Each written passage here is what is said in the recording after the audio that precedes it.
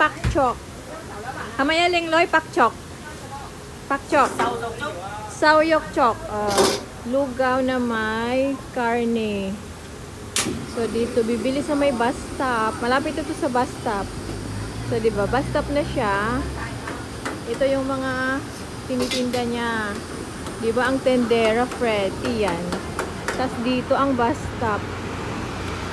Habang nag-aabang ka ng bus, bumili ka na ng lugaw. Tapos sa bahay ka na kumain. Ayan ang bus. 51A. Papunta sa Pai Chike.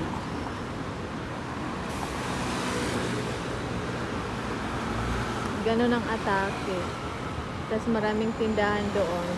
Japanese shop. Dalawang Japanese shop. Diba? Ang dali lang ng ano, walang stress. Hindi ka nasasakay ng mga pedicab dyan.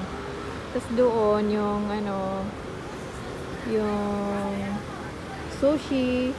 Doon na banda milk tea. Diba? Ang dali. So, madali. Lakad-lakad lang ang ano dito, ang puhunan.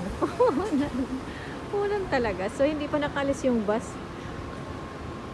Ano yung nasa likod ng bus? Ano yan? 33 yata. Harden de kami. 17. Papunta sa bahay. Yan kasi yung sinasakyan ko pa uwi sa bahay, yung 17. Hardes de Camios de Portas. Portuguese kasi ang nakasulat. So, magpo-Portuguese tayo ng Kapiranggot.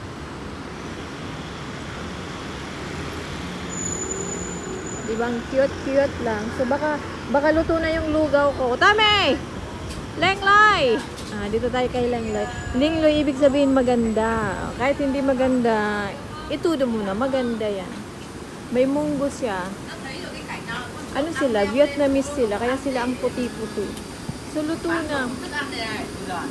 Nó đang gặm nè, có cái than lên, nó thắt lên trên, nó thắt thì nhấn vào cao đây.